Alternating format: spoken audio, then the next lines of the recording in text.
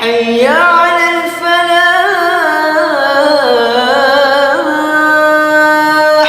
اللہ تبارک و تعالی ہمیں صاف نیت، اخلاص عطا فرمائے اور ہمارے ٹیڑھے دلوں کو سیدھا فرمائے۔ یقیناً جیسے ہر روز کی بنیاد پر انسان کے وجود کو خوراک کی ضرورت ہوتی ہے، اسی طرح انسان کی روح کو بھی خوراک کی ضرورت ہوتی ہے۔ جیسے انسان کے بدن کو آرام کی ضرورت ہوتی ہے، ویسے انسان کی روح کو بھی آرام کی ضرورت ہوتی ہے۔ جیسے ایک ظاہری نظام جو ہماری آنکھوں کے سامنے ہے، متحرک اور فعال ہے، ویسے ایک اندیکھا نظام بھی متحرک اور فعال ہے۔ جس طرح ایک وہ نظام ہے جو اللہ تبارک و تعالی کے حکم کے مطابق چل رہا ہے، اور ایک وہ نظام ہے جو اللہ کے حکم کے مطابق تو نہیں، اللہ نے حکم نہیں، اجازت یا چھوٹ دے رکھی ہے اور وہ اللہ کے مقابل چل رہا ہے۔ اندیکھے نظاموں کی بات کر رہا ہوں۔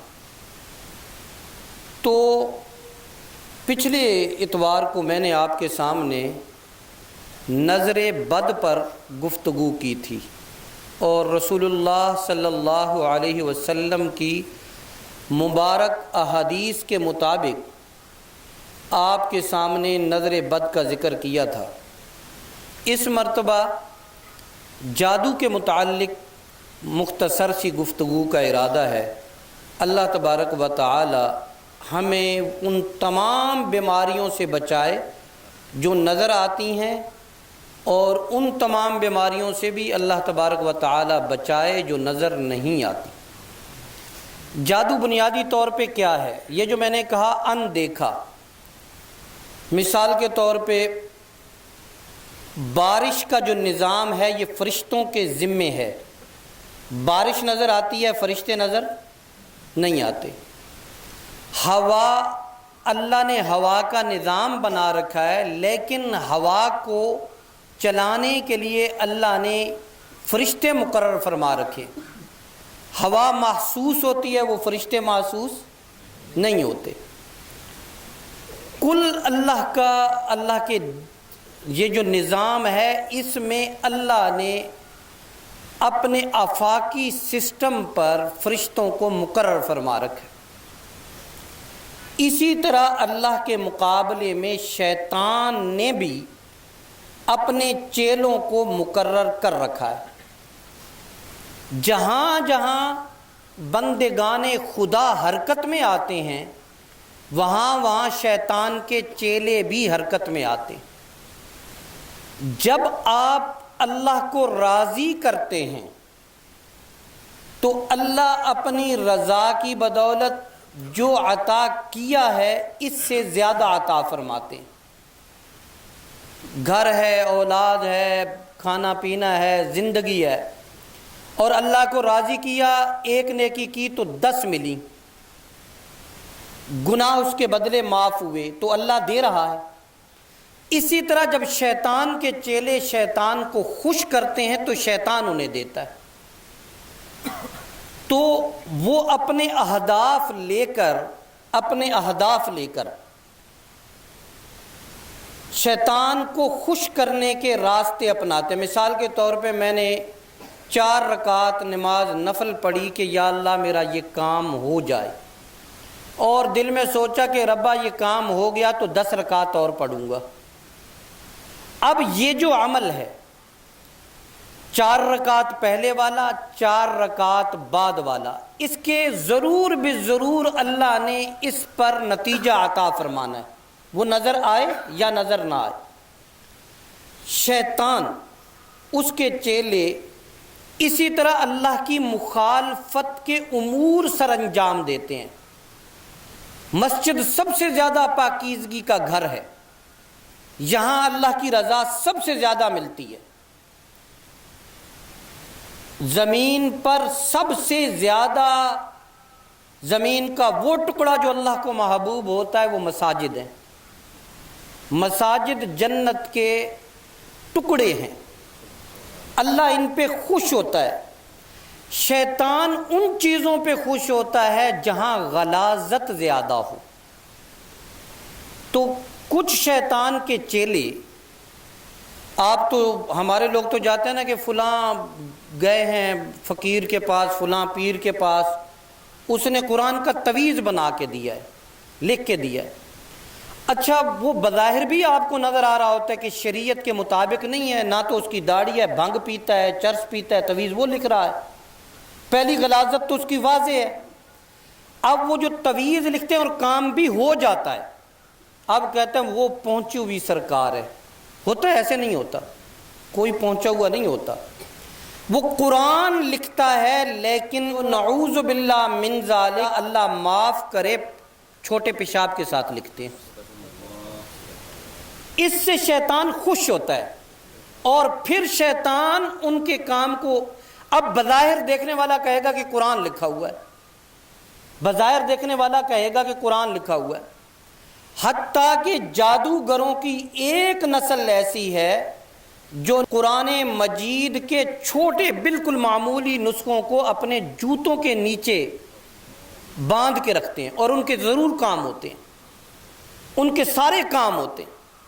قرآن مجید لکھتے ہیں لیکن الٹا لکھتے ہیں، اللہ نے سیدھا اتارا، وہ الٹا لکھیں گے، شیطان ان کے کام کریں گے۔ اللہ انہیں موقع دیتا ہے کہ چلو تم گئے ہو تو ہونے دو پھر۔ اب یہ ہوگا، اب شیطان مردود کی ترتیب اور طریقہ کار یہی ہے، خون سے لکھیں گے، تویز لکھا ہے اور خون سے لکھا ہے۔ اب یہ جو خون سے لکھا ہوا تویز ہے اثرات دکھائے گا، اور یہ باقاعدہ جادو کا حصہ ہوگا، جادو کا حصہ۔ تو گندی جگہ پر آپ کو کوئی، جب بھی کوئی جادو سیکھنے لگے گا تو اسے کہیں گے کہ آپ نے 4 ماہ تک نہانا نہیں ہے، غسل بھی ہو جائے تو آپ نے نہانا نہیں ہے۔ اب وہ جتنی گندگی آتی جائے گی، جتنی غلاظت آتی جائے گی، اس کے تویز اور اس کے اعمال اتنے مؤثر ہوتے جائیں گے۔ رسول اللہ صلی اللہ علیہ وسلم پر جادو ہوا، وہ جادو کیسا تھا؟ اس جادو کے اثرات یہ تھے کہ رسول اللہ صلی اللہ علیہ وسلم فرماتے ہیں کہ میں نے کام کیا نہیں ہوتا تھا لیکن مجھے لگتا تھا کہ میں نے کام کر لیا ہے، بات کہی نہیں ہوتی تھی، لگتا یہ تھا کہ میں نے یہ بات کسی کو کہہ دی ہے۔ اور دیگر اثرات بھی رسول اللہ پر ظاہر ہوئے، رسول اللہ کی طبیعت مزمحل ہوئی، پریشان رہنے لگے، اللہ سے مانگنے لگے کہ یا رب العالمین یہ کیا ہوا ہے۔ حضرت عائشہ رضی اللہ عنہ، یہ بخاری شریف کی حدیث ہے جو میں آپ کو سنا رہا ہوں، حضرت عائشہ رضی اللہ عنہ فرماتی ہیں کہ رسول اللہ صلی اللہ علیہ وسلم نے فرمایا کہ میں مستقل اللہ سے اس بیماری کی خبر پوچھ رہا تھا، یا اللہ یہ مسئلہ کیا ہے۔ تو ایک دن میں بستر علالت پر استراحت فرما رہا تھا کہ ایک شخص میرے سر کی جانب آ کر بیٹھ گیا اور دوسرا میرے پاؤں کی جانب۔ تو ایک نے سوال کیا کہ اس شخص کو ہوا کیا ہے؟ اللہ نے بھیجے تھے فرشتے انسانی شکل میں۔ ایک شخص نے کہا کہ انہیں ہوا کیا ہے، دوسرے نے کہا کہ ان پر جادو ہوا ہے۔ تو رسول اللہ کو پتہ چل گیا کہ میرے اوپر جادو ہے۔ رسول اللہ فرماتے ہیں کہ میں نے جو اللہ سے بہت دعا کی، اللہ نے میری دعا کو یوں قبول کر لیا۔ تو پہلے نے سوال کیا کہ جادو کس نے کیا ہے؟ تو دوسرے نے جواب دیا بنو زریق قبیلے کے لبید بن العاصم نے جادو کیا ہے، نام بھی بتا دیا، قبیلہ بھی بتا دیا۔ پھر پہلے نے سوال کیا کہ اس شخص پر جادو کیا کیسے گیا ہے۔ یہاں ایک بہت اہم معاملہ تھوڑا سا سمجھاؤں گا، جو میری مائیں بہنیں سن رہی ہیں ان کے لیے بھی اس میں ایک بہت اہم بات ہے۔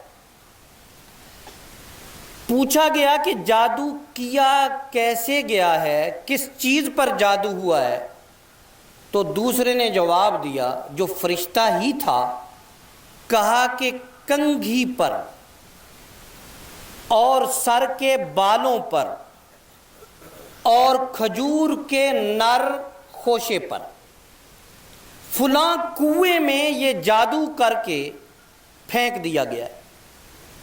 رسول اللہ صلی اللہ علیہ وسلم نے صحابہ کو لیا، جو پہلی بات درمیان میں کہہ رہا تھا، میری مائیں بہنیں جب کنگھا کرتی ہیں اور سر کے بال کنگھے میں آتے ہیں تو اس میں بھی عاملین نے یہ بتایا ہے کہ ایک تو ان بالوں کو جو بال کنگھے میں آ گئے ٹوٹ کر، اب ان کو اس طرح سلامت بال نہ رہنے دے، تھوڑا سا کاٹ دے ان بالوں کو، اور ان بالوں کو ویسے نہ پھینکے۔ ایک تو حرمت انسانیت یہ ہے آداب میں سے کہ ناخن کاٹیں، ناخن اگر آپ نے کاٹے، بال آپ کے کٹے ہیں تو انہیں ویسے نہ پھینکیں، گندگی پر بھی بالکل نہ پھینکیں۔ جسم کے یہ اعضاء معزز ہیں، انہیں عزت دیں۔ تو میری مائیں بہنیں ان بالوں کو ایسے نہ رہنے دیں۔ اور ایک اور چیز بھی رسول اللہ نے فرمایا کہ کنگھا جو ہے، یہ ہمارے ہاں گھر میں کنگھا پڑا ہوتا ہے ٹیبل پہ، ایک بھی آتا ہے وہ بھی کرتا ہے، دوسرا آتا ہے وہ بھی کرتا ہے، تیسرا اٹھا کے وہ کنگھا کرتا ہے، منع فرمایا ہے۔ ہر شخص کا اپنا کنگھا ہونا چاہیے۔ کہہ دیتے ہیں آپ کی جیب میں کنگھا ہے تو نکال کے دے دیا، اس نے بھی کر لیا، منع فرمایا کہ ایسا نہ کریں۔ اس میں حکمت ہوگی، اور حکمت کا ایک حصہ یہ بھی ہو سکتا ہے کہ جادو بھی ہو سکتا ہے، حکمت کا دوسرا حصہ یہ بھی ہو سکتا ہے کہ بیماریاں بھی جا سکتی ہیں۔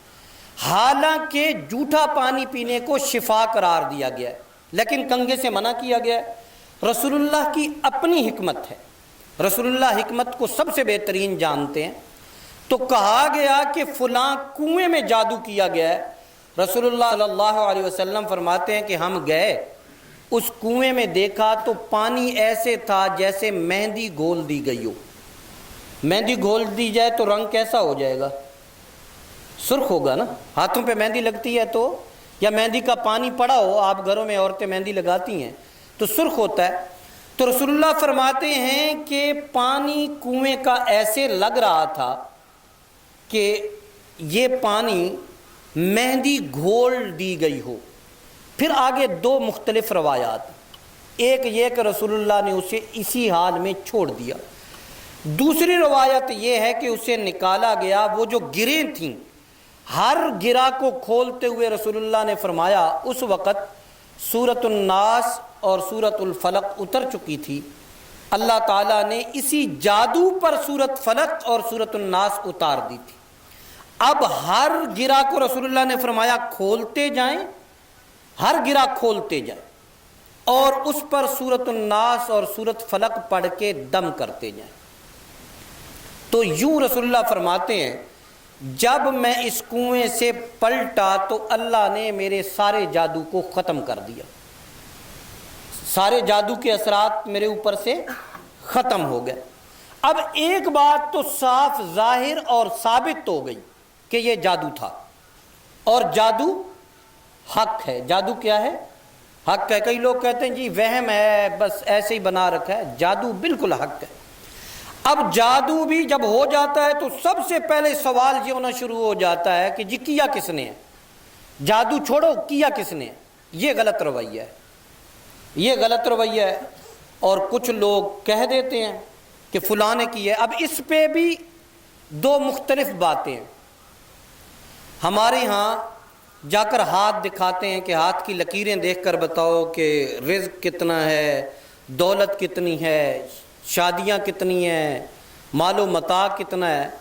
اور یہ جو ہاتھ دیکھ کے حال بتا رہا ہوتا ہے نا، یہ فٹ پاتھ پہ بیٹھا ہوتا ہے۔ جو ہاتھ دیکھ کے حال بتا رہا ہوتا ہے نا، فٹ پاتھ پہ بیٹھا ہوتا ہے۔ بھائی تو اتنا ہی تکڑا ہے تو تو بھی کسی چنگی جگہ پہ بیٹھا ہوتا نا۔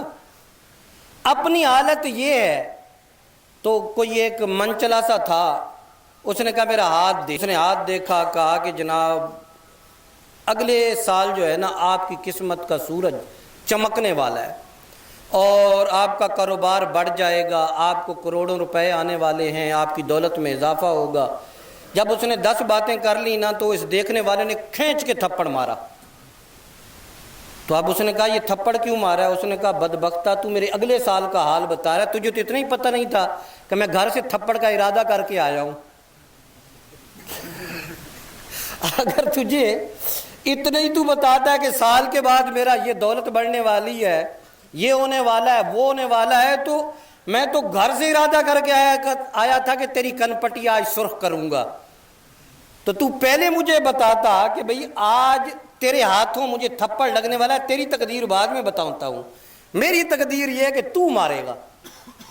تو بھئی یہ ایسے ہی پکڑ بنا کے بیٹھے۔ اچھا اس پہ بھی 40 دن کی، اگر آپ ہاتھ جا کے دکھاتے ہیں کسی کو کہ کیا ہوا ہے، 40 دن کی نماز قبول نہیں ہوتی، 40 دن کی نماز قبول نہیں ہوتی۔ کاہنوں کے پاس جانا، نجومیوں کے پاس جانا، یہ شیطانی عمل ہے۔ تو ہم عاملین سے کہتے ہیں کہ اچھا جادو کیا کس نے؟ عاملین پوچھتے ہیں جنات کے ذریعے، اور کبھی وہ جن سچ بتاتے ہیں اور کبھی جھوٹ، اور زیادہ جنات شیطان کی نسل سے ہوتے ہیں اور جھوٹ بتاتے ہیں، اور جھوٹ بتا کے کیا کہیں گے، یہ آپ کی پھوپھی کی بیٹی نے جادو کیا ہے۔ اب یہ سرخ ہو کے آ رہا ہے کہ پہلے تو جا کے نا پھوپھی کا دروازہ توڑنا ہے، ٹھیک ہے؟ تو اب شیطان نے 2 کام کر لیے، اس کا گھر تو ویسے ہی اس جن جادو کی وجہ سے برباد تھا، اب پھوپھی کے گھر پہ بھی یہ بھوت مسلط ہونے جا رہا ہے۔ اب یہ جو چیز ہے یہ شیطان کی طرف سے، اس نے 2 وار کیے، 2 وار، اس لیے منع کیا گیا کہ نہ پوچھو کہ کس نے کیا، چھوڑ دو اس کو۔ اچھا ضروری نہیں ہوتا کہ کسی انسان نے جادو کیا ہو۔ اب ایک بات سمجھنے کی ہے، اچھا یہ بہت اہم موضوع ہے جس پہ میں نے پچھلی دفعہ بھی بات کی، آپ حضرات کو شاید لگے کہ ایک معمولی باتیں ہیں، حقیقت یہ ہے کہ میں بہت ہی یوں سمجھے کہ خزانہ کھول کے نا آپ کے سامنے رکھ رہا ہوں، اور میرے خزانے کو دل کے کانوں سے سنا تو تم سارے پیر بن جاؤ گے انشاءاللہ تعالی، ٹھیک ہے؟ ان باتوں کو کسی کے پاس آپ کو جانے کی ضرورت نہیں پڑے گی۔ ہمارے ہاں جو یہ فتنہ بڑھ گیا ہے، جادو اور جنات ہر دوسرے گھر پہ مسلط ہے، وجہ کیا ہے؟ وجہ بھی سمجھیے، غلاظت بڑھ گئی ہے۔ اب آپ کہیں گے کہ ہم نے تو گھروں میں فرش لگا رکھے ہیں، سب لوگوں نے ماشاءاللہ گھر صاف ستھرے ہیں، تو غلاظت کہاں ہے؟ مولوی جی یہ کیا کہہ رہے ہو؟ ہمارے گھر تو صاف ستھرے ہیں، ہر بیڈ روم میں واش روم ہے نہیں ہے، بس یہ غلاظت ہے۔ اب جب آپ نے ہر بیڈ روم میں ایک لیٹرین بنا لی ہے تو گندگی تو ہم نے ہر کمرے میں داخل کر دی۔ اس سے بھی بڑھ کر ہوتا کیا ہے، ہم اپنے جو کپڑے اتارے ہیں وہ 2 دن 3 دن لیٹرین میں لٹکے رہتے ہیں۔ بولیے ذرا، ایسی کہانیاں نہیں ہیں؟ اچھا اب آپ نے شیطان کے لیے، جنات کے لیے تو خود سبب پیدا کر دیا۔ ایک تو کبھی بھی گھر کی جو لیٹرینیں ہیں اسے پوری طرح صاف رکھو، بدبو سے بچاؤ۔ شیطان کا ایک کمرہ ہمارا اور ایک کمرہ ساتھ شیطان کا، تو ہم تو خود مطلب ہے کہ ہم نے کہا کہ نئی آبادیوں میں تمہارے نئے ہم اچھی ٹیلیں لگا کر تمہیں بھی کمرے بنا کے دیں گے۔ میرے گھر کی حالت بھی یہی ہے، میں یہ نہیں کہہ رہا، یہ ہر گھر کی حالت ہے، ہر گھر کی۔